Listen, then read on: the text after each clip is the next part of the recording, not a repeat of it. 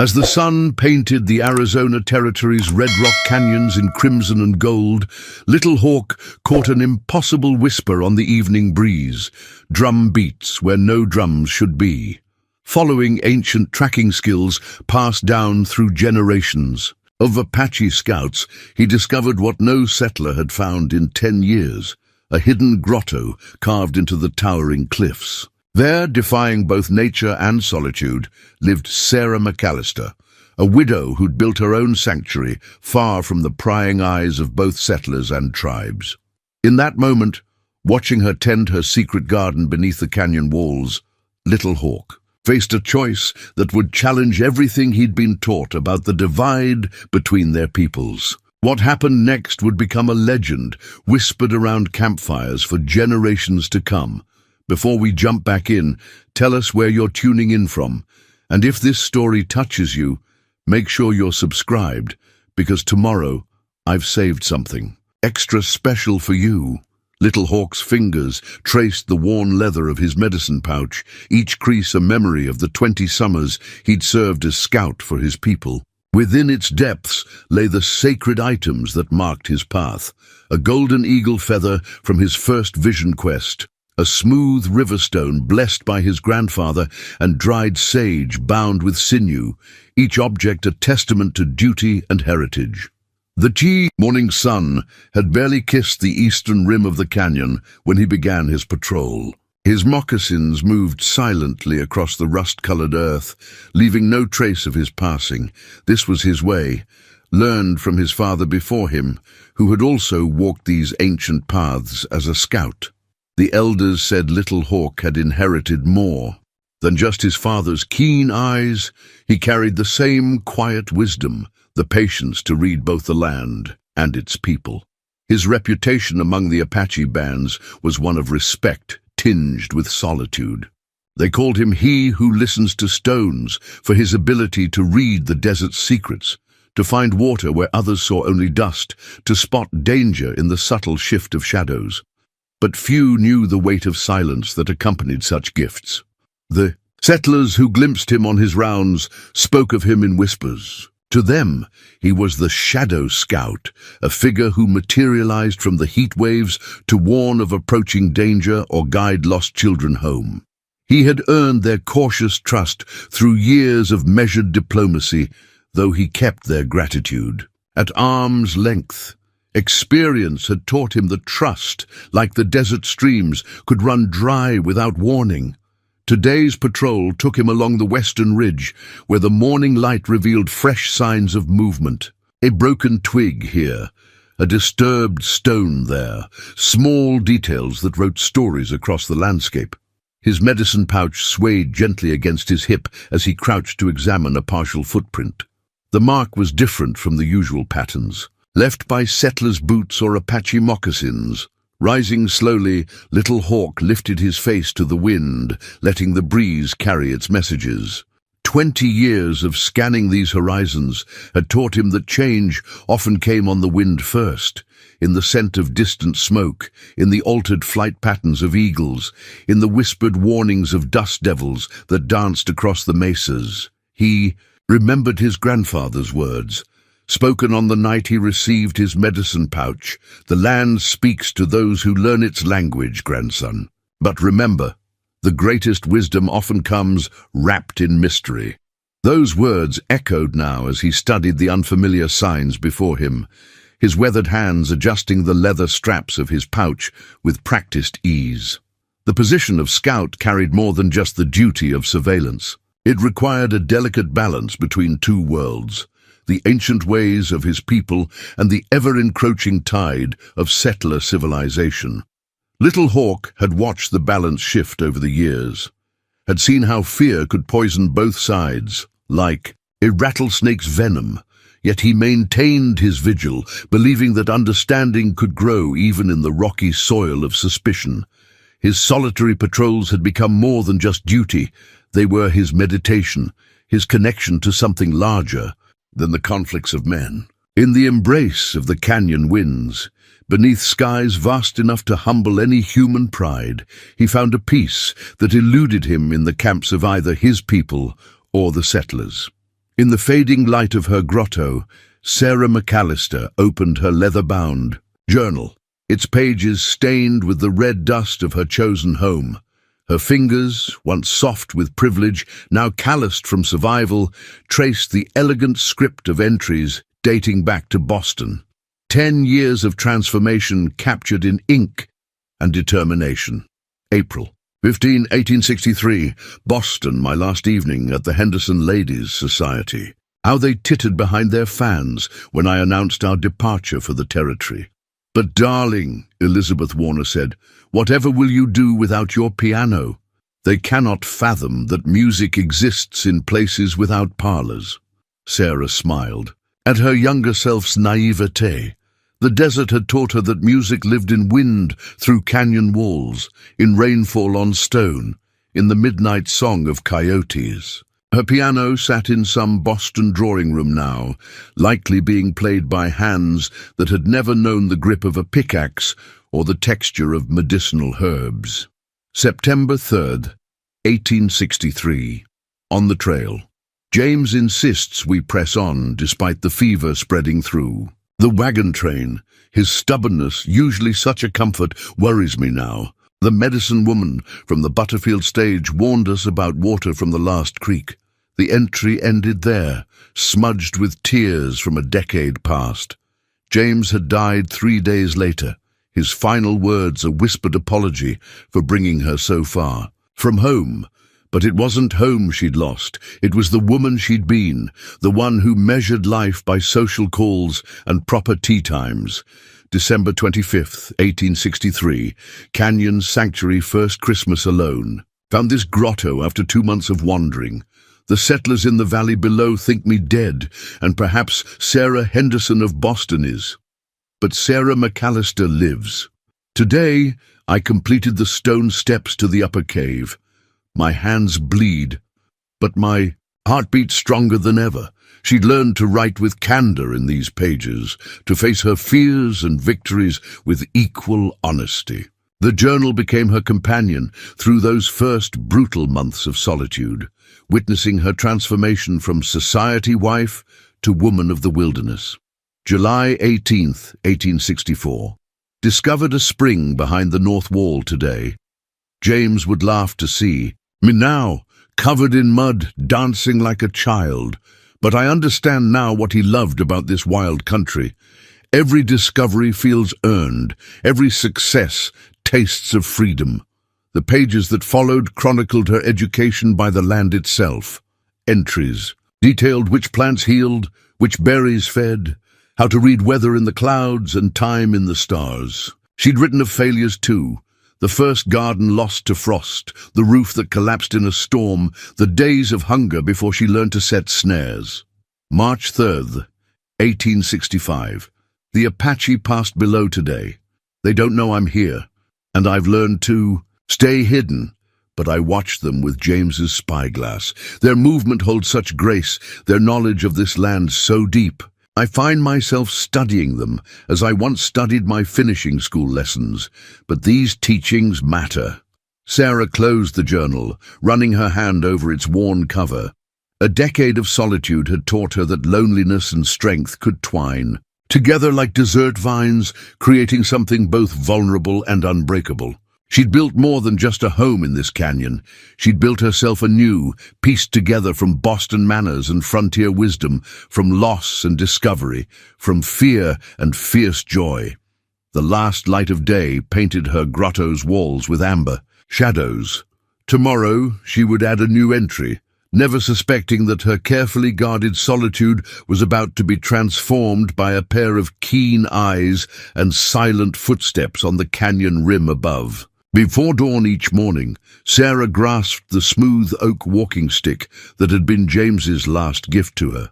Its surface, carved with spiraling vines and leaves, had worn smooth beneath her palm through years of use. What had begun as a gentleman's walking stick, crafted for leisurely strolls through Boston Common, had become a tool of survival, a weapon against snakes, a support for climbing, a pole for testing depth in unknown waters. The stick's brass tip, once purely decorative, now helped her dig for roots and herbs in the rocky soil. She'd learned to read the land's secrets, discovering which plants held medicine and which brought death. The morning glory that bloomed in purple cascades down her cliff face wasn't just beauty. Its roots, properly prepared, could break fever. The innocent-looking mushrooms that sprouted after rain could either feed or kill, and she'd paid dearly in sickness to learn the difference. Her irrigation system had evolved through seasons of trial and error. Clay pipes, laboriously shaped by her own hands, carried water from the hidden spring through her terraced gardens. The design had come to her during nights poring over James's engineering books by candlelight, their margins now filled with her own careful notes and observations. Sarah paused in her morning rounds, using the walking stick to point out markers only she could read. Here, the southwestern terrace where tough desert herbs flourished, sage, rosemary, and wild oregano. There, the shadier eastern section where she coaxed more delicate plants to grow, aloe for burns, echinacea for immunity, yarrow for wounds. Each plant represented hours of careful tending, of learning its needs and seasons. The morning ritual of checking her garden defenses had become second nature. She'd learned the hard way that desert creatures were equally attracted to her precious plants.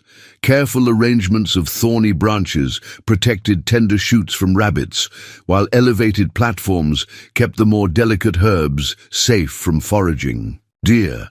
The walking stick served as a measuring tool, ensuring her protective barriers remained at effective heights. Her days followed the sun's arc across the canyon walls. Dawn meant gathering, herbs still wet with dew, eggs from the small flock. Of chickens, she'd traded 3 hand-sewn quilts to acquire. Morning brought maintenance, checking water flow, reinforcing walls, mending tools. Afternoon heat drove her into the cool recesses of her grotto, where she worked at preserving foods and medicines, recording her discoveries in careful script. The walking stick stood sentinel by her door during these indoor hours, its brass tip catching occasional glints of sunlight. She'd added her own carvings to James's original design, practical marks measuring common medicinal doses, notches indicating the passing seasons. The stick had become both compass and calendar, a tangible record of her journey from dependence to mastery. Evenings found her at her highest terrace, the walking stick planted firmly beside her as she watched the sun paint the canyon walls. She discovered that twilight revealed game trails invisible in fuller light, showed her where water seeped from hidden springs, taught her to read the movements of predators in the growing shadows. What had begun as mere survival had evolved into a life of unexpected richness. Her grotto's walls now held carefully constructed shelves of dried herbs and preserved foods. Hand-woven baskets stored seeds and tools. The ingenious smoke vent she'd designed allowed her to work year-round, drawing warm air up in winter and creating cooling drafts in summer. Every improvement, every innovation bore the mark of hard-won knowledge. The walking stick's surface recorded some of this journey in its nicks and scratches, each mark a reminder of lessons learned through necessity. Like her, it had been transformed by this wild place. No longer an ornament of civilization, but a tool of independence, a bridge between what she had been and what she had become. The drumbeat that had drawn Little Hawk to the hidden grotto faded into the evening air, leaving only the whisper of wind through canyon walls. He stood motionless at the rim, watching the widow below tend her garden with the precision of a medicine woman. Her movement spoke of years of practice, each step sure, each gesture purposeful. This was no lost settler stumbling through survival. This was someone who had learned the land's language, though she spoke it with a different accent than his people. His hand moved to his medicine pouch, fingers finding the eagle feather nestled within. Among his people, such a feather offered, in friendship, carried the weight of sacred protection. He had carried this one since his first solo hunt, when a golden eagle had circled above him 3 times before dropping the feather at his feet. A sign, his grandfather said, that the spirits had chosen him as a bridge between worlds. Sarah sensed the watching eyes before she saw them. 10 years of solitude had honed her awareness to the finest edge. Her hand tightened on the walking stick, but she didn't flee to her cave. Something in the quality of this silence felt different from the threat of mountain lion or bear. Slowly, she turned her face to the upper rim. Little Hawk recognized the warrior's calm in her stance. She held her walking stick like a weapon, yet her posture remained open, assessing rather than aggressive. He had seen that same measured readiness in tribal elders during peace talks, the wisdom to prepare for conflict while remaining open. To peace, I mean no harm, he called down in careful English, his voice carrying the measured tones of one accustomed to bridging cultural divides. I am Little Hawk, scout of the White Mountain Apache. Sarah's grip on her walking stick shifted, but didn't relax. I know of you, she replied, her voice rough from lack of use but clear. The settlers in the valley speak of the shadow scout who warns of danger and finds lost children. Little Hawk noted how she said the settlers rather than our people. Small words could carry heavy meaning. He began his descent down the canyon wall, his movements deliberately slow and visible. The path she had carved into the rock face showed clever use of natural handholds, another sign of her learned wisdom. You have built something remarkable here, he said as he reached the main terrace. His eyes took in the intricate irrigation system, the carefully planned gardens, the smoke vent engineered to be nearly invisible from below. Few could have done this alone.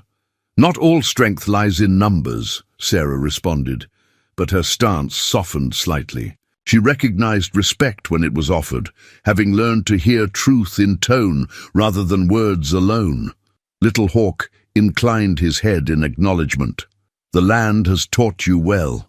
He gestured to her gardens. I see you grow medicine plants. In the Apache way, separate beds for those that need shade and those that thrive in sun. A flicker of surprise crossed Sarah's weathered features. I learned through watching, she admitted. Your people's healing women sometimes gather herbs in the valley below. I studied their choices, their timing with the seasons. You watch. With good eyes. Little Hawk's hand returned to his medicine pouch, but knowledge gained in silence can only grow so far. There are deeper teachings in these plants, secrets passed down through generations. Sarah's gaze sharpened with interest, though caution still lined her face. Why have you come? After all these years, why reveal my presence now? Little Hawk withdrew the eagle feather, holding it flat across his palms in the traditional manner of offering. Because the spirits speak in many voices, and wisdom can wear many faces. My grandfather taught me that when the sacred and the practical meet, we must pay attention. An eagle feather, Sarah breathed, recognition dawning in her eyes. During her years of observation, she had seen such feathers exchanged in ceremonies on the valley floor. This carries meaning among your people. It carries obligation, Little Hawk corrected gently. To offer protection, to share knowledge, to recognize the worth of another's path. Among my people, such an offering cannot be made lightly, nor refused without consequence. Sarah studied him with eyes that had learned to read storm clouds and predator signs. And if I accept, what then? Then I teach you what you could not learn from watching alone, the deeper healing in these plants, the prayers that must be spoken when gathering them, the times when the moon makes their power strongest. He paused, letting the weight of the offer settle. And you teach me how you have adapted our ways to create this. He gestured to her garden sanctuary. Such knowledge could help many, both Apache and settler. The sun had begun its descent, painting the canyon walls in deepening shades of red and gold. Sarah's fingers traced the carved vines on her walking stick, a habit born of deep thought. There will be those who disapprove, she said finally, on both sides. Little Hawk's laugh was soft but genuine. There are always those who fear the mixing of waters, forgetting that all rivers eventually join. I have spent my life walking between worlds, What matters is not the approval of others, but the rightness of the path. Sarah stepped forward then, her movement deliberate. With the same care she used when handling her most precious herbs, she extended her hand and let her fingers brush the eagle feather. "I accept," she said simply, "and I offer my own token in return."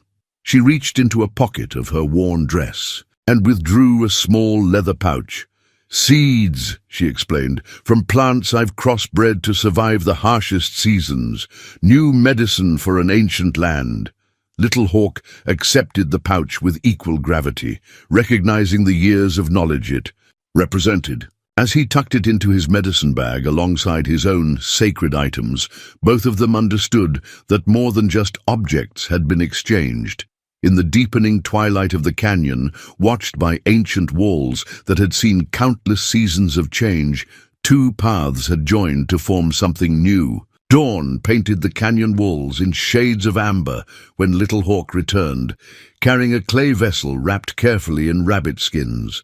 Sarah stood at her garden's edge, watching as he unwrapped the pottery with reverent hands. The vessel's surface bore intricate patterns, spiraling lines that spoke of water's flow, angular marks representing mountains and clouds. "My grandmother shaped this vessel 40 summers ago," Little Hawk explained, his weathered fingers tracing the designs. "She taught that the clay remembers the hands that form it, and the water takes on the wisdom of its container." He looked up at Sarah's irrigation system, clay pipes of her own making running like veins through the terraced gardens. "You understand something of this already." Sarah knelt beside him, her calloused hands hovering near the vessel's surface. "My pipes are crude compared to this," she admitted. "I shaped them for function, not beauty." "Function is its own beauty," Little Hawk responded, "but there are secrets in these patterns. See how this line curves?" He guided her finger along a particular spiral. "It makes the water move in ways that keep it cool, even in the hottest sun. And these marks?" He indicated the angular designs. "They remind the water of its journey from mountain to valley." As the morning progressed, Little Hawk taught her the traditional methods of preparing clay, how to read the earth for signs of the best deposits, the prayers that must be spoken while gathering it. Sarah's own knowledge of the canyon's soil, combined with his ancestral wisdom, creating something new. "Your hands remember," he observed as she worked the clay he had brought, her movements becoming more assured with each passing moment. "They know the language of earth and water, even if they learned it in silence." Sarah smiled, a rare expression that softened the wind-weathered lines of her face. "The land has been my teacher," she said, "but it speaks in whispers. Your peoples. Knowledge gives voice to what I've only guessed at." As she worked, she shared her own discoveries, how she had learned to strengthen her pipes by mixing certain desert grasses into the clay, how she had developed a system of filtering water through layers of sand and charcoal. Little Hawk listened with genuine interest, recognizing innovations that could benefit his own people. "This is why the eagle feather called me here," he said thoughtfully, watching her demonstrate her filtering technique. "Knowledge grows when different wisdoms meet, like tributaries joining to form a stronger river." The sun had climbed high when Sarah finally set aside her work, a new vessel taking shape, its surface bearing both traditional Apache patterns and her own adaptations. Little Hawk nodded in approval. "You honor the old ways while finding new paths. This is good medicine." But as they cleaned their hands in a basin of clear spring water, a shadow passed overhead, an Apache hunting party riding along the canyon rim. Little Hawk's expression remained calm, but Sarah saw how his shoulders tensed, how his eyes tracked their movement until they passed from view. "There will be questions," he said quietly. "Not all understand that wisdom can wear a settler's face." Sarah's response carried the hard-earned philosophy of her years alone. "Questions don't frighten me as much as ignorance. At least questions can lead to understanding." Little Hawk smiled at that, hearing in her words an echo of his grandfather's teachings. As he gathered his things to leave, he paused, looking back at the vessel they had created together. "Tomorrow, I will show you how to make the sacred pigments for marking the clay. Some stories can only be told in color." Sarah nodded, understanding that more than pottery techniques were being passed between them. Each lesson was a thread in a larger weaving, a pattern that neither of them could fully see yet, but both could feel taking shape. The afternoon heat had driven them into the cool shadows of Sarah's grotto, where Little Hawk watched her hands move with practiced ease as she sorted herbs for drying. A glint of silver caught his eye, a locket that had slipped free from beneath her worn collar, its surface scratched, but still bearing traces of fine engraving. Sarah noticed his gaze and touched the locket with unconscious familiarity. "A piece of another life," she said softly. After a moment's hesitation, she unclasped the chain and opened the silver case, revealing 2 miniature paintings protected behind glass. "My parents," she explained, holding it where Little Hawk could see. "Painted in Boston, in a world measured by calling cards and crystal glasses." The portraits showed a couple dressed in fine clothes, their poses formal, but their eyes kind. The woman wore pearls that matched her daughter's once smooth hands. The man's watch chain spoke of prosperity and position. Little Hawk studied them with the same careful attention he gave to reading trail signs. "They still live?" he asked, noting how Sarah's fingers trembled slightly against the silver. "The fever took them both in 62, she replied, "before James, and I left for the territory." Perhaps that was a mercy. They never had to know how their daughter disappeared into the wilderness. A complicated smile touched her lips. Though Mother would be horrified to see what her finishing school education has become. She set aside her herbs and reached into a wooden chest, withdrawing a carefully preserved piece of paper. "Their last letter," she said, unfolding it with gentle hands. "Listen to how they worried about my future. Dearest Sarah, we implore you to reconsider this wild scheme. What of your music, your watercolors? What of the life we prepared you for?" Little Hawk nodded thoughtfully. "They saw only what would be lost, not what might be gained." "Yes." Sarah's laugh held both sadness and liberation. They couldn't imagine that their pampered daughter would learn to set bones, to birth lambs, to read weather in the sky's changing face, that her watercolor skills would be used to document medicinal plants, or that she would find music in wind. Through canyon walls, she touched one of the portraits gently. "Father was a professor of classical literature. He taught me Greek and Latin. Never guessing those dead languages would help me understand the scientific names of plants, or that his lessons about ancient healing arts would serve me in this new world. The old ways prepare us for new paths," Little Hawk observed, "even when we cannot see how." "James understood that," Sarah said, her voice softening as she spoke of her late husband. "He was an engineer who saw poetry in bridge building, who taught me that beauty and function could serve the same purpose." She gestured to her carefully engineered terraces outside. "These gardens grow from his lessons as much as from your people's wisdom." Little Hawk watched as she closed the locket, noting how she handled it like one of her precious herbs, with respect for its power to heal or harm.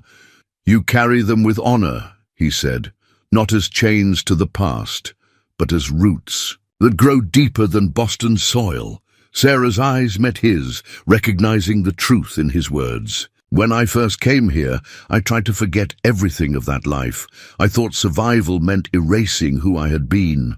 She touched the rough wool of her dress, then the smooth silver of the locket. "But wisdom comes from learning to weave both worlds together, doesn't it? Like the clay vessel we shaped," Little Hawk agreed, "carrying old patterns and new designs together." He paused, choosing his next words carefully. "My people tell of butterflies that carry the colors of their caterpillar, self even as they fly. Your Boston self is not lost, but transformed." Sarah returned the letter to its chest and resumed her work with the herbs, her movements sure and purposeful. The locket caught the late afternoon light, its silver surface now seeming less a relic Of the past and more a bridge between worlds, much like the woman who wore it, who had learned to translate society's lessons into wilderness wisdom. Little Hawk arrived at dawn, carrying a small beaded pouch that gleamed with generations of ceremonial significance. The morning air held an edge of tension. He had noticed increased movement in the valleys below, both from his people and from settler patrols. Their secret knowledge-sharing could not remain hidden forever. "We must speak of difficult things," he said, settling cross-legged on a flat stone near Sarah's herb garden. From the ceremonial pouch, he withdrew sacred tobacco, beginning the ritual that his people used when words carried heavy weight. "Smoke rises like truth," he explained, preparing the pipe with practiced movements. "It cannot be caught or contained, just as truth must flow freely between friends." Sarah recognized the gravity of the moment and sat opposite him, her own posture reflecting years of formal Boston training unconsciously merged with Apache dignity. "There's been talk in the valley," she said, watching him work. "I heard it yesterday when I went to trade herbs with the Watson homestead." Little Hawk's hands stilled briefly. "You've shown yourself?" A note of concern deepened his voice, not by choice. Sarah's fingers worried the hem of her sleeve. "Their youngest boy followed my tracks. Found me gathering golden seal near the Greek. Martha Watson recognized my voice, though she crossed herself like she'd seen a ghost." A tired smile touched her lips. "In a way, I suppose she had." Little Hawk lit the pipe with a coal from Sarah's morning fire, the sacred tobacco catching with a gentle glow. "Among my people also, there are whispers. The young warriors speak of betrayal, of secrets shared with white eyes." He drew deeply from the pipe, then passed it to Sarah with the formal gestures of his people. "The tribal council questions my judgment." Sarah accepted the pipe with appropriate reverence, having learned its significance through their many conversations. "Will they forbid you to return?" The fear in her voice was not for herself.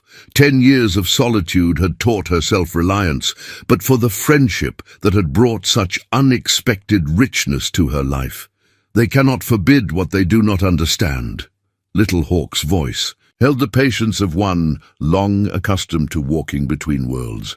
"But there are some who see any bridge between our peoples as a threat to our ways." Sarah took a careful draw from the pipe before passing it back. "Martha Watson spoke of sending men to rescue me.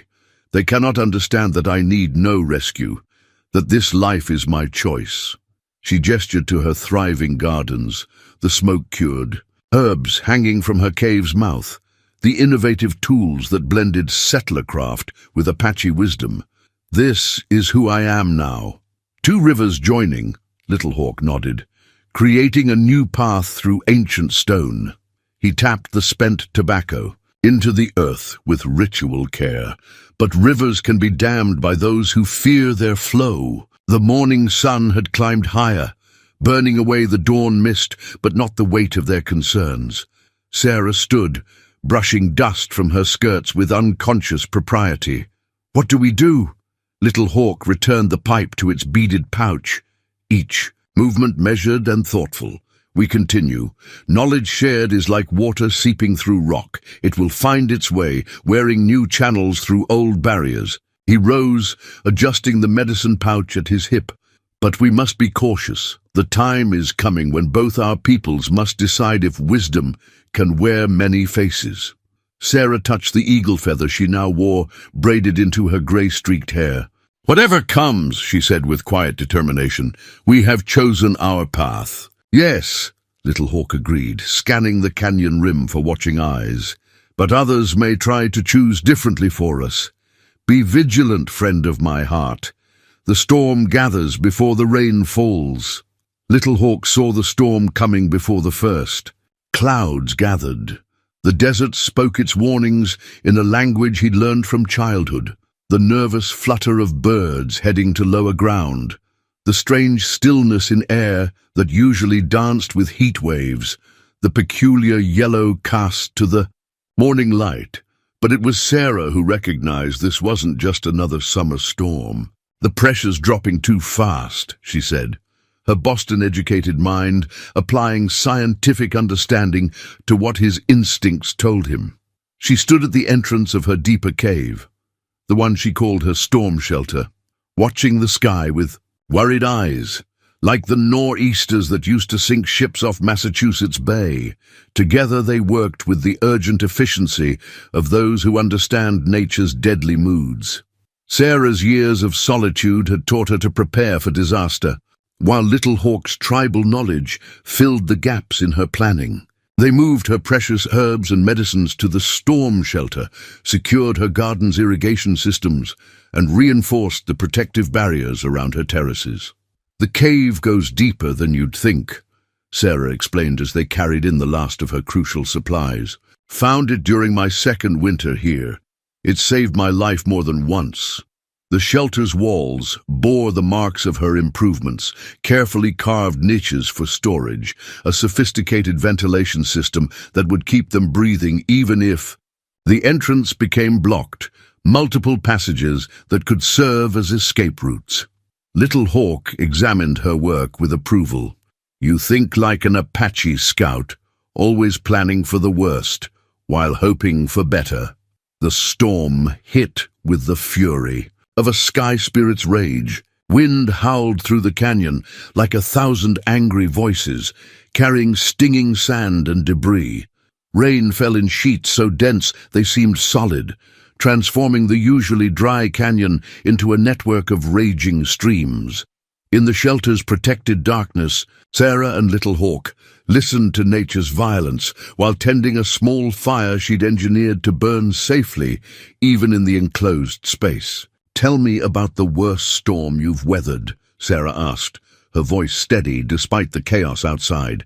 She'd learned long ago that sharing stories helped master fear. Little Hawk added a small piece of precious firewood to their flames. 5. Summers ago, in the high country, I was guiding a party of young hunters when the sky turned green as cave moss. We found shelter in a bear's cave. Empty, thankfully. His laugh was soft but genuine. The bear returned during the storm. We ended up sharing the space, all of us too concerned with the weather's fury to worry about each other. Sarah smiled, recognizing the teaching in his tale, how nature's extremes could erase artificial boundaries. "My first winter here," she offered in return. "A blizzard trapped me in this very cave for 6 days. I was still learning then, still clinging to proper Boston ways. That week taught me that survival cares nothing for social graces." A particularly violent gust shook loose rocks somewhere above them, sending a shower of dust through the ventilation system. Little Hawk noticed how Sarah's hand moved instinctively to check that the airflow remained clear, even as she continued her story. She had learned to think on multiple levels, like his people's most experienced elders. "The storm is speaking," he said during a momentary lull in the wind's fury. "Listen, beneath the chaos there is pattern. My grandmother taught that great storms come to reshape the land, to remind us that change is part of nature's way." Sarah nodded, understanding. "Like how this storm is reshaping more than just the canyon. The waters will force both settlers and Apache to higher ground. They'll have to see each other, perhaps even help each other survive."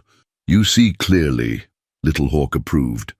Already the young men I passed on my way here were preparing to move their families to the same plateaus, where settler wagons were gathering. Nature forces us to acknowledge our common needs. Through the night, they shared more stories, their voices weaving together beneath the storm's percussion. When dawn finally broke, they emerged to find the canyon transformed. Sarah's carefully engineered terraces had held, though many plants lay flattened. The hidden spring's flow had doubled, creating new channels that would require adaptation. Standing in the morning light, surveying the storm's aftermath, Sarah and Little Hawk recognized that more than the landscape had shifted during the night. Their friendship, tested by nature's fury, had deepened into something as strong as the bedrock beneath their feet. Like the storm-carved channels below, new paths had been created that could not be undone. The warning drum's deep pulse echoed through the canyon at sunset, its rhythm carrying messages that made Little Hawk's shoulders tense. To most settlers, it would sound like distant thunder, but to those who knew the ancient patterns, it spoke of council meetings and growing unrest. Standing at Sarah's garden wall, he translated the beats aloud, his voice grave. The elders gather, decisions must be made. The old ways are threatened. His hands unconsciously matched the drum's rhythm. They're calling all scouts to return, to the winter camp, 3 days from now, when the moon is half full. Sarah set down her gathering basket, the fresh herbs inside forgotten. Over the months of their friendship, she'd learned to read the subtle shifts in Little Hawk's demeanor that spoke louder than words. They're going to force you to choose, aren't they? Red Fox has been speaking against me in council. Little Hawk's voice held no anger, only a deep weariness. He is young, ambitious, and speaks with the kind of certainty that only the inexperienced can claim. To him, our sharing of knowledge is a betrayal of sacred traditions. The drum's rhythm changed, becoming more complex, and Little Hawk listened with growing concern. He tells them that I have revealed tribal secrets, that I have weakened our people's medicine by sharing it with... He paused, choosing his words carefully. With a white woman, Sarah finished for him, her tone matter-of-fact. 10 years of solitude had burned away any need for gentle phrases. Never mind that I've used that knowledge to heal their children when fever swept through the winter camp last season. Little Hawk nodded, remembering how she had worked tirelessly to prepare remedies, asking him to deliver them secretly to the camp's edge. Her medicines, combining Apache wisdom with techniques learned from Boston doctors, had saved many lives. Red Fox conveniently forgets that debt, he said, or perhaps it shames him to acknowledge it. The drum's message shifted again, and Sarah saw pain flash across her friend's weathered features. What now? They speak of dreams and omens, signs that the spirits are angry. His hand moved to his medicine pouch, touching the sacred items within. Red Fox claims his vision quest showed him an eagle falling from the sky, its feathers turned to ash. He says it warns against mixing our people's ways. Sarah's laugh held no humor. Convenient, how spirits always seem to agree with those who claim to speak for them. Be careful, Little Hawk cautioned, though his eyes showed understanding. Such words, even spoken in private, can be dangerous. The people's faith in the spirit world runs deep. He paused, listening as the drum's rhythm began to fade. Red Fox has many followers among the young warriors. They see our changing world and seek to fight it rather than understand it. Sarah moved to check her drying herbs, her movements sharp with suppressed emotion. And what of your visions, Little Hawk?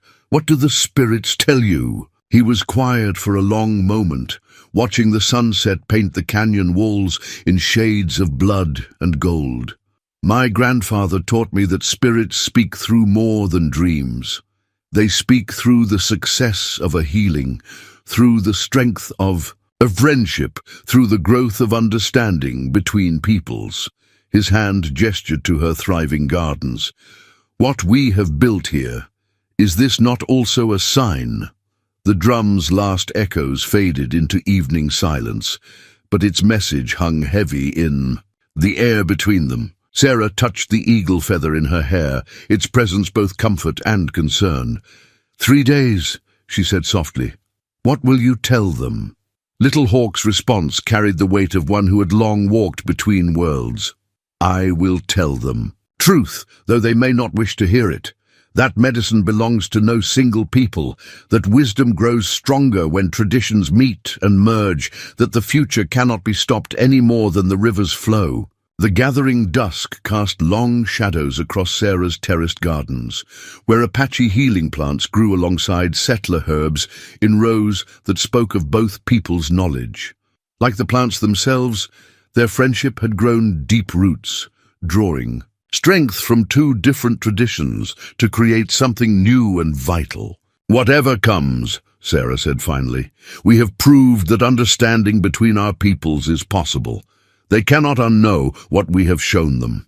Little Hawk touched the warning drum's rhythm once more against his thigh, but this time the beat spoke of determination rather than doom.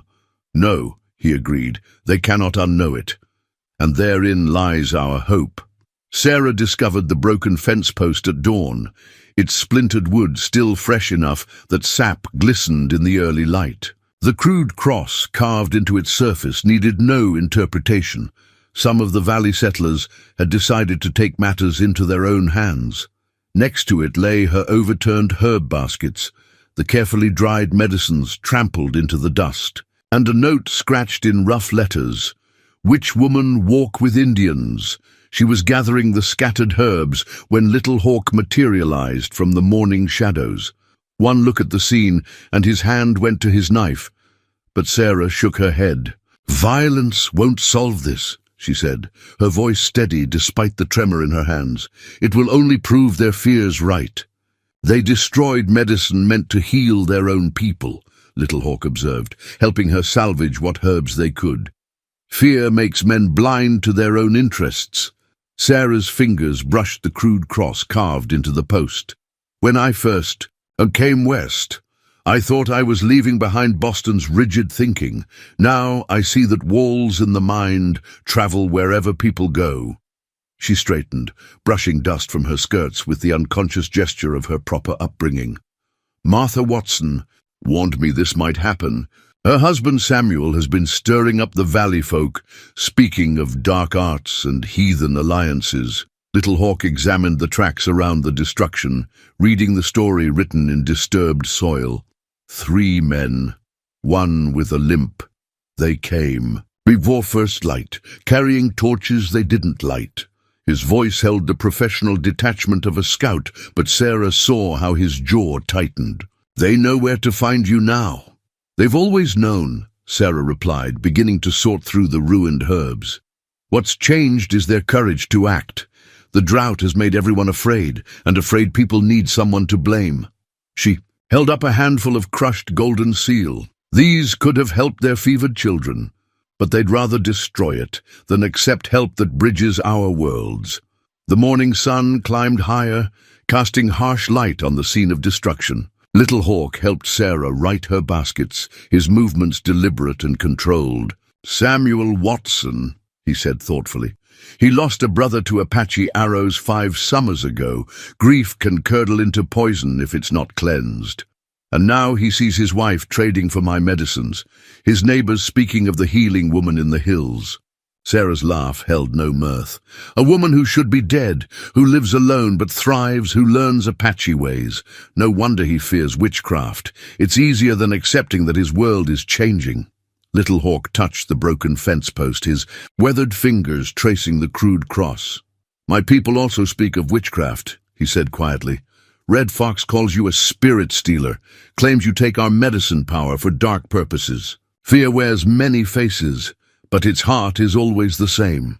Sarah began to rebuild the fence, her movement speaking of long practice in self-reliance. Little Hawk worked beside her, their shared labor needing no words. Together they restored them, a boundary, though both knew it was more symbol than protection. The valley settlers are planning something larger, Little Hawk said as they finished. I've seen their men gathering at night, passing bottles and feeding their anger with strong drink. They speak of cleansing the hills of dark influences. And your people? Sarah asked, though she could read the answer in his face. Red Fox's war party grows. They say they will protect our sacred knowledge by force if needed. He gazed toward the distant valley, 2 storms gathering, and we stand between them. Sarah touched the eagle feather in her hair, its presence a reminder of all they had built together. We've weathered storms before, not like this. Little Hawk's voice was gentle but firm. Natural storms follow the laws of wind and rain. The storms in men's hearts make their own rules. He straightened, adjusting his medicine pouch. I must return to the winter camp. The council fire burns tonight, and my voice must be heard. Sarah nodded, understanding the weight of his duty. Go, I'll be careful. She managed a smile that almost reached her eyes. "I survived 10 years alone. I can manage a few more days." But as Little Hawk melted back into the canyon shadows, they both knew that solitude was no longer the shelter it had once been. The broken fence post stood as testament to a boundary crossed, a warning that the life they had built between two worlds was about to face its greatest test. The small hand mirror had been Sarah's last link to her Boston life, a silver-backed piece that had witnessed her transformation from society lady to wilderness healer. Now it lay shattered at her feet, its fragments reflecting the chaos that had erupted in her sanctuary. Above her, voices carried on the wind as Apache warriors moved along the canyon rim, while below, settler torches flickered like angry fireflies in the gathering dusk. She had never expected the betrayal to come from Morning Star, Little Hawk's own sister. The young woman had appeared at dawn, ostensibly seeking healing for her infant's cough.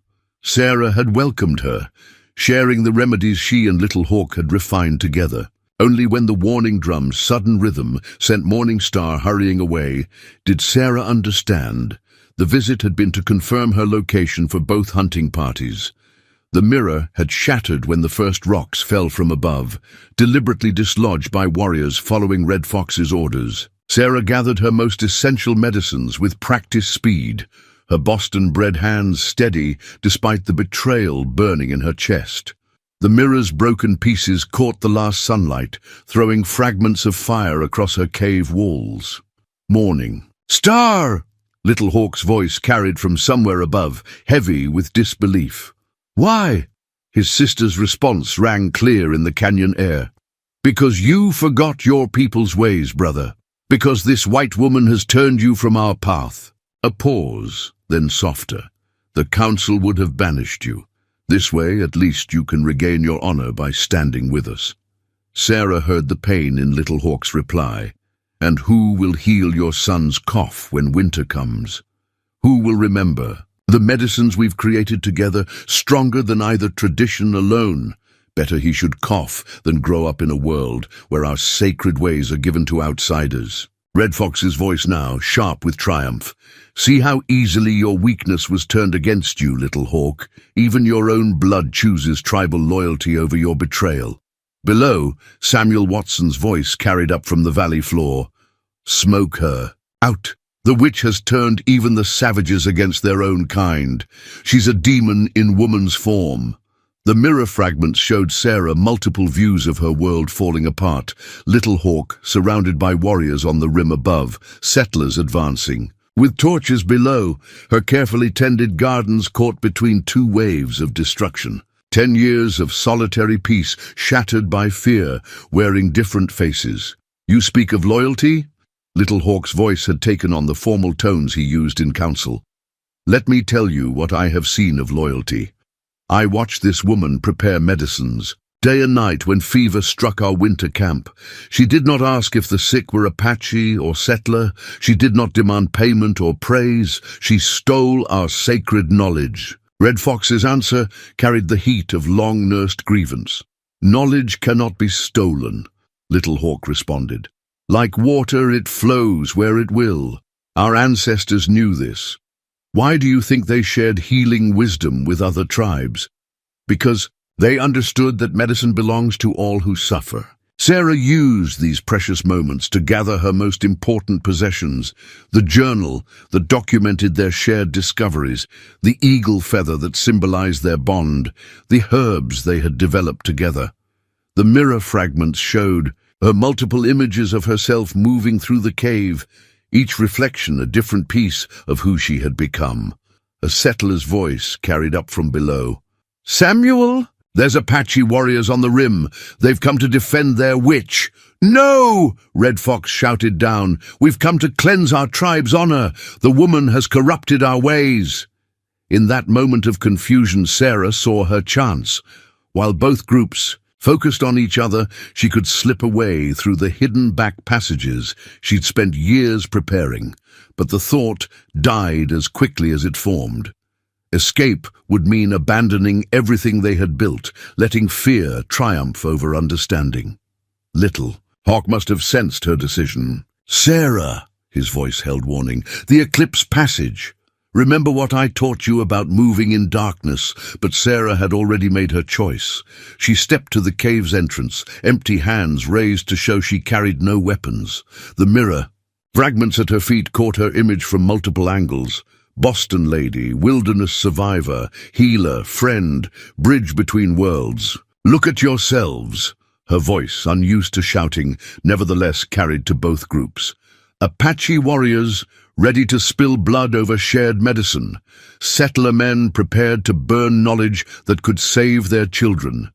Is this the wisdom either of your peoples taught you? The silence that followed felt like the pause before a thunderclap. Sarah continued, her words carrying the weight of 10 years' solitude and understanding. "Morning Star, your baby's cough medicine came from both our people's knowledge. Samuel Watson, the poultice that saved your wife's leg combined Apache herbs with Boston medical techniques. Will you destroy these things just to keep your fears alive?" Red Fox's voice cut through the dusk. "Pretty words cannot change the truth. You have taken what was not yours to take." "No," Little Hawk spoke, and Sarah heard him moving closer to the edge. "She has given what was hers to give, as I have given what was mine. Together we have created something new, something needed in this changing world." The mirror fragments caught the last light of day, throwing reflections that danced across cave, walls and faces alike. In their scattered light, Sarah saw the moment balancing on a knife's edge. Fear and understanding, destruction and wisdom, past and future, all hanging in the balance. Then Morningstar's baby coughed, a sharp sound in the gathering dark, and his mother's instinctive move to comfort him seemed to break some spell. The child's need was immediate, real, caring nothing for the artificial boundaries adults had drawn. Samuel Watson's voice carried unexpected uncertainty. "The medicine she made, it truly comes from both people's knowledge?" "Yes," Little Hawk answered, his voice carrying the simple weight of truth, "as does the salve that healed your burns last summer, and the tea that eases your wife's winter breathing." The mirror's largest fragment showed Sarah one final reflection, a woman standing between worlds, no longer fully belonging to either, but perhaps helping to build something greater than both. As darkness settled over the canyon, she watched. The torchlights below waver, saw shadows move uncertainly along the rim above. The night wind carried the scent of sage and the sound of hard choices being made. Behind her the shattered mirror lay in pieces, but in each fragment a different truth waited to be recognized. The old reflection was broken, but perhaps that was necessary, for sometimes, Sarah realized, you had to shatter the old image completely before a new picture could emerge. In the pre-dawn darkness, Little Hawk knelt beside a small fire in Sarah's cave, the ancient patterns of war paint laid out before him in clay pots.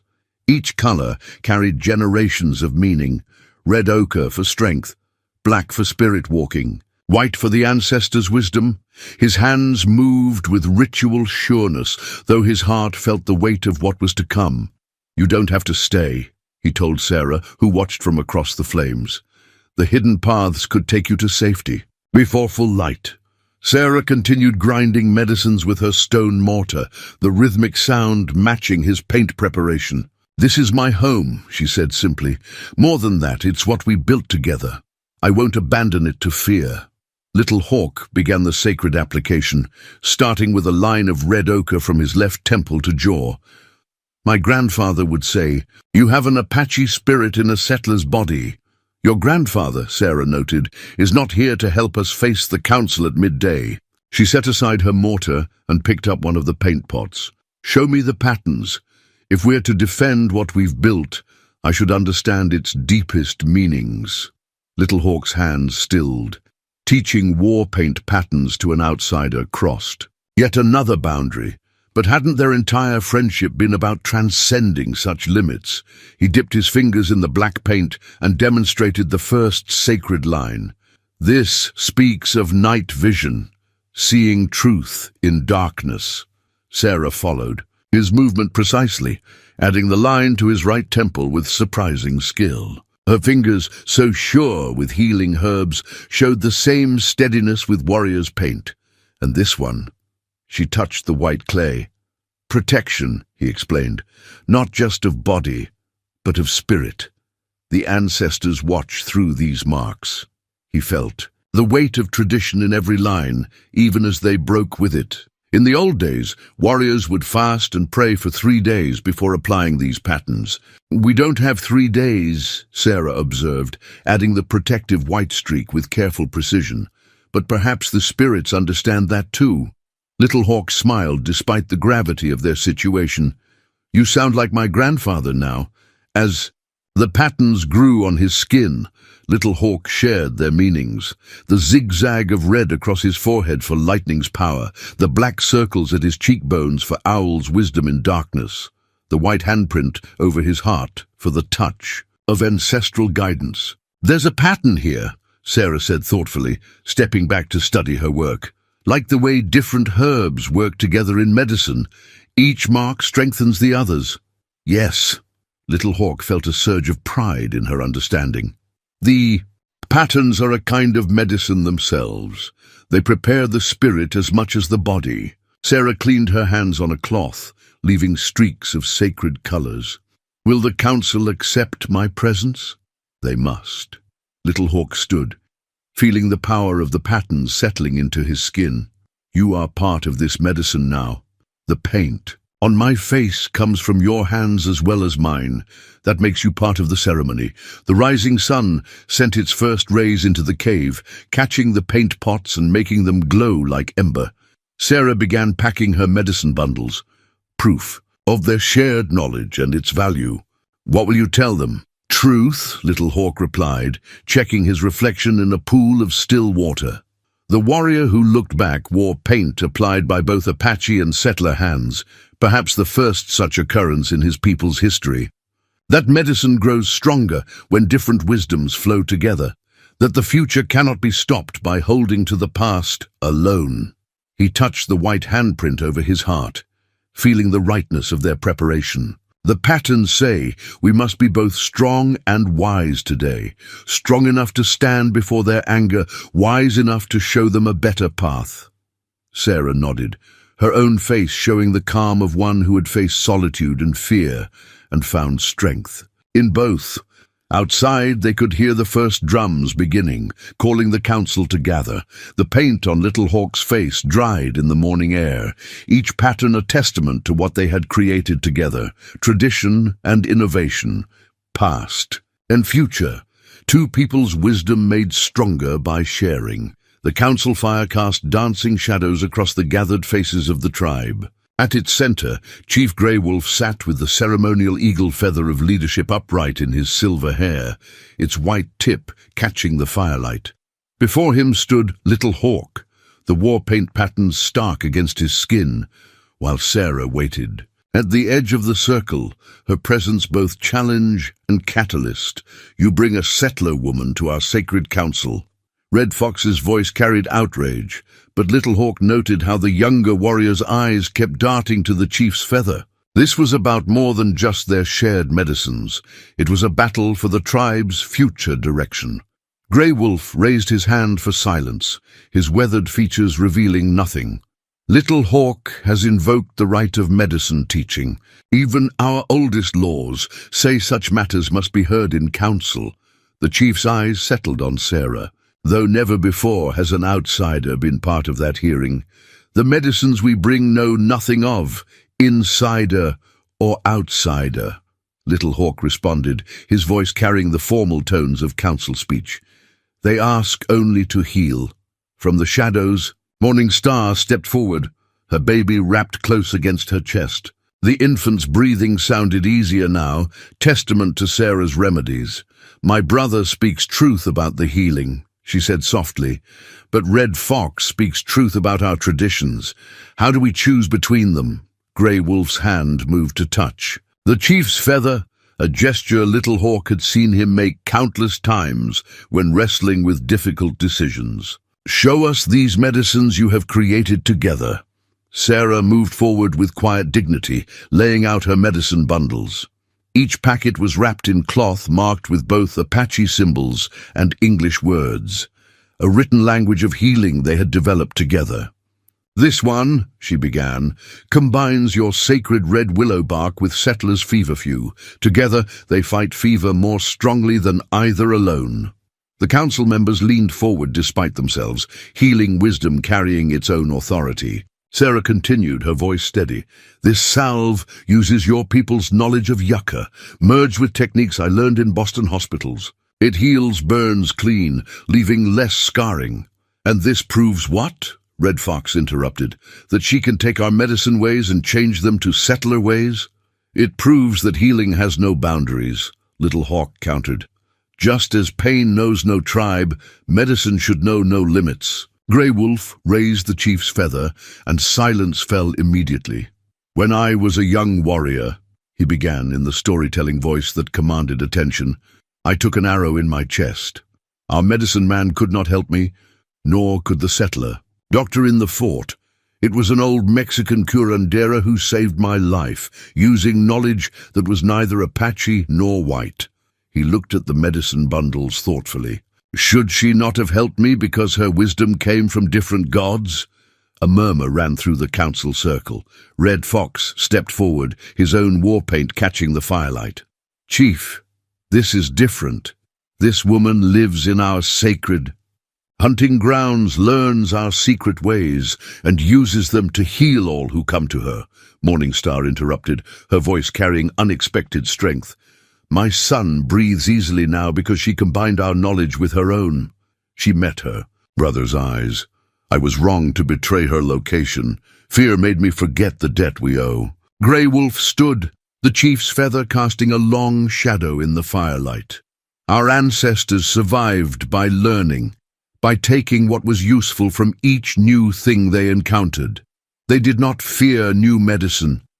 They feared only the sickness that medicine fought." He turned to Little Hawk. "But change must be guided with wisdom, not forced with haste." "We understand," Little Hawk responded, feeling Sarah's quiet presence behind him like a source of strength. "We ask only that the council judge our medicine by its healing, not its origin." The chief's feather dipped once in acknowledgement. "Tomorrow, when the sun stands highest, we will test these mixed medicines against the old ways. Those who are sick or injured may choose their treatment." His eyes swept the circle. "Let the healing itself speak its truth." As the council fire burned lower, Little Hawk felt the weight of what they had gained and what still lay ahead. The chief's feather had granted them a chance, but tomorrow would determine whether wisdom could truly bridge the gap between worlds. In the dying firelight, he saw Sarah's face set with quiet determination, and knew she understood as well. They had won the right to prove their vision, but now they had to show that some boundaries were meant to be crossed for the good of all. The midday sun cast no shadows when Sarah and Little Hawk laid out their medicines before the gathered tribe. Beside their innovative remedies, Red Fox had arranged traditional healing items, each bundle a testament to generations of Apache wisdom. Between these two paths of healing sat Grey Wolf's peace pipe, its carved bowl depicting the ancient story of how first man learned medicine from the spirits. The first test came sooner than expected. 2 hunters carried in young deer, his leg gashed deeply by a cornered elk's antler. Blood seeped through the hasty bandaging, and the young man's face had gone grey with pain and blood loss. "Let him choose," Grey Wolf commanded, holding the peace pipe. "Traditional ways or the new path." Young Deer's eyes moved from Red Fox's familiar medicines to Sarah's hybrid remedies. His voice was weak but clear. "The new way. I have seen how the settler woman's stitching leaves less scarring." Sarah moved forward with quiet confidence, her Boston-trained hands steady as she cleaned the wound. Little Hawk prepared their special salve, yucca and yarrow, mixed with techniques learned from garrison doctors. As Sarah began to stitch with careful precision, she spoke softly in Apache, using the healing prayers Little Hawk had taught her, merged with medical knowledge from her past life. Red Fox watched with barely concealed tension as the wound slowly closed under Sarah's care. But it was Morning Star who spoke first, her voice carrying across the hushed gathering. "See how she honors our ways, even as she uses settler skills. This is not destruction of tradition, it is growth." The next test came from an unexpected quarter. Martha Watson appeared at the edge of the gathering, supporting her husband, Samuel. The settler's face was twisted with pain, his arm held rigid. "Broke it falling from the horse," Martha explained, her eyes moving uncertainly across the assembled tribe. "He refused to come, but the pain—" She paused, gathering courage. "We've seen your medicines work before." A murmur ran through the crowd. Even Red Fox seemed startled by this development. Grey Wolf lifted the peace pipe in acknowledgement. "You bring trust to our council. It will be remembered." Sarah and Little Hawk worked together with practiced efficiency, their movements speaking. Of countless shared healings, she felt for the break while he prepared both traditional pain medicines and settler laudanum. Sarah splinted the arm with techniques learned in Boston, while Little Hawk bound it, using Apache methods that would allow the swelling to subside naturally. Samuel Watson's face slowly relaxed as their combined medicines took effect. "How?" he managed. "How can savage ways and civilized medicine work together?" "There is no savage or civilized in healing," Little Hawk responded, securing the last bandage. "There is only what works and what doesn't. Your arm will tell the true story." As the afternoon progressed, more came forward, Apache and settler alike. A child's fever broke under their dual treatments. An elder's chronic pain eased with their combined herbs. Each success spoke louder than words, drawing the two communities together around the basic human need for healing. Grey Wolf sat through it all, the peace pipe in his hands a reminder of older ways of finding common ground. When the sun began its descent, he stood. "We have seen enough. Red Fox, speak your thoughts."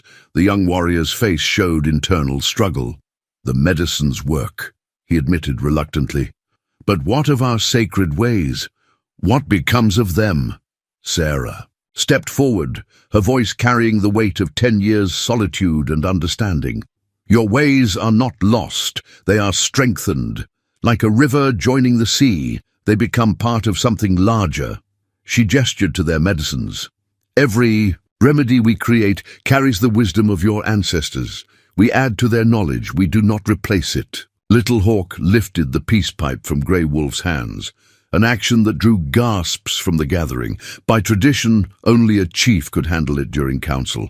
But as he began to fill it with both traditional tobacco and some of Sarah's healing herbs, his meaning became clear.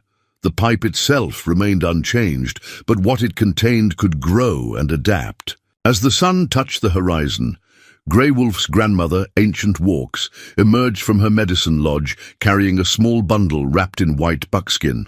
The oldest healer in the tribe, she had watched the day's proceedings in silence, her weathered face giving no hint of her thoughts. Now she moved with deliberate steps to where Sarah and Little Hawk stood, the sunset painting the scene in shades of prophecy. "In my dreams," the old woman announced, her voice carrying surprising strength, "I saw this day. I saw medicine taking, wing like an eagle, carrying healing to all who need it." She held out the bundle. "This is my sunrise blessing bundle. For 40 years I have added to it, each herb, each charm, each prayer, a piece of our people's wisdom." A collective murmur rose from the gathered tribe. The sunrise blessing bundle was sacred, passed from healer to healer across generations. Red Fox stepped forward, protest in his stance, but Ancient Walk silenced him with a look that carried all her years of authority. "I am not finished, young fire," she chided. "Listen before your heart burns too hot." She turned back to Sarah and Little Hawk. "I have watched your medicines today. They carry our wisdom, but fly with new wings. This is as it should be." She unwrapped the bundle slowly, revealing items gathered over decades of healing. Eagle down for gentle touch, hummingbird feathers for quick healing, stones from sacred springs, herbs from secret places. But there, among the traditional items, lay something unexpected, a small silver scissors, clearly of settler make. 30 winters ago, Ancient Walks explained, a trader brought these to me. They worked better than obsidian for certain medicines. Some said using them would weaken our healing ways. Her laugh was soft, but carried iron certainty. But the people I helped did not suffer more because I used settler tools. They healed better. She lifted the scissors, letting them catch the dying sun. Tools are not wisdom. Wisdom is knowing when to use them, how to honor the old while embracing the new. She held the sunrise bundle out to Sarah. Add your medicines to this. Show us how to make the blessings stronger. Sarah's hands trembled slightly as she accepted the sacred bundle. With careful movements, she withdrew items from her own medicine pouch. Herbs prepared in new ways, bandages woven with both, people's techniques, salves that combined ancient knowledge with modern understanding. Each item she added with a prayer, sometimes Apache words, sometimes English, the languages weaving together like medicine plants taking root in new soil. Little Hawk watched as settler and Apache healing tools nestled together in the ancient bundle, neither diminishing the other. This is what we sought to build, he said softly, not to replace, but to grow. Red Fox moved forward again, but this time his step held less challenge. The scissors did not make our medicine weaker, he acknowledged slowly. Perhaps I have fought against the wrong enemy. It is not change we must fear, but the loss of understanding. Now you begin to see with a healer's eyes, Ancient Walks approved. Look there. She pointed to where Samuel Watson sat, with his splintered arm, sharing water with the injured young deer. Pain knows no boundaries. Why should healing have them? Grey Wolf stood, his chief's feather catching the last light. Ancient Walks has shown us wisdom's path. Sarah McAllister, you have proved your medicine's worth. You may continue to live in your canyon home, practicing healing arts that honor both people's ways. He turned to his tribe, and any who wish to learn these combined medicines may do so without fear of breaking tradition. Martha Watson stepped forward, her voice carrying clear across the gathering. And will you teach us as well? There are those in the valley who would learn to heal better if pride did not stop our ears. Sarah wrapped the sunrise bundle carefully, each knot a promise. Healing belongs to all who would learn it with respect, she replied. My door will be open to any who come seeking knowledge, whether they wear buckskin or cotton. As darkness settled over the council ground, Little Hawk added sacred tobacco to the peace pipe one final time. But now he mixed it with Sarah's herbs openly, without need for justification or defense. The pipe passed from hand to hand, Apache to settler, warrior to healer, past to future, each breath drawing in the possibility of something new and stronger. The sunrise blessing bundle rested between them, no longer just a collection of Apache medicines, but a testament to how wisdom could grow when different streams of knowledge flowed together. Like the first light of dawn touching the canyon walls, it promised not an end to tradition, but a new day of understanding. In the year that followed the council's decision, Sarah's canyon home became something new, a place where wisdom flowed, as freely as the hidden spring. The symbol of this transformation hung near her cave's entrance, a blanket woven by both Apache and settler hands, its pattern combining traditional geometric designs with healing herbs rendered in careful detail. Morning Star had begun the weaving, her skilled fingers creating the traditional patterns while her baby slept nearby. Martha Watson added her own knowledge of textile work, showing how different looming techniques could strengthen the fabric. Other women from both communities joined in, each adding their own wisdom to the work. As they wove, they shared stories, medicines, and the kind of understanding that could only come from working side by side. The blanket became a living record of their growing knowledge. Apache symbols for healing danced alongside anatomical drawings Sarah remembered from medical texts. Herbs were depicted in both people's styles, some in realistic settler detail, others in the sacred geometric patterns of Apache tradition. Each edition was discussed, explained, understood, the sharing of knowledge becoming as much a healing as the medicines themselves. Little Hawk often sat with the weavers, adding his own deep knowledge of plants and their spirits to the discussions. He watched his sister teaching settler women the sacred meanings of certain patterns, while Sarah explained to young Apache healers how Boston doctors understood the flow of blood and breath. The old boundaries remained as reference points, not as barriers, like the shaft of his scout's arrow that flew true because it knew both its origin and its destination. Decades later, tribal storytellers would pass around a special staff when, telling of the healing time, carved into its length were two intertwining spirals, one bearing Apache medicine symbols, the other showing settler medical knowledge.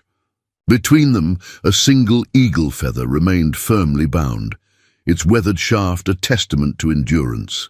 The story became legend, how a Boston lady and an Apache scout had built a bridge between worlds, how their shared wisdom had saved lives. During the Great Fever of '78, how their example had sparked other exchanges of knowledge. Their medicines, neither purely Apache nor solely settler, spread throughout the territory, carried by hands of all colors to those in need. Sarah's journal and Little Hawk's medicine pouch were preserved together, teaching new generations that wisdom knows no boundaries. And in the canyon where it all began, healers still gathered, their words mixing English and Apache as they shared their knowledge beneath the ancient walls that had first sheltered two people brave enough to choose, understanding over fear.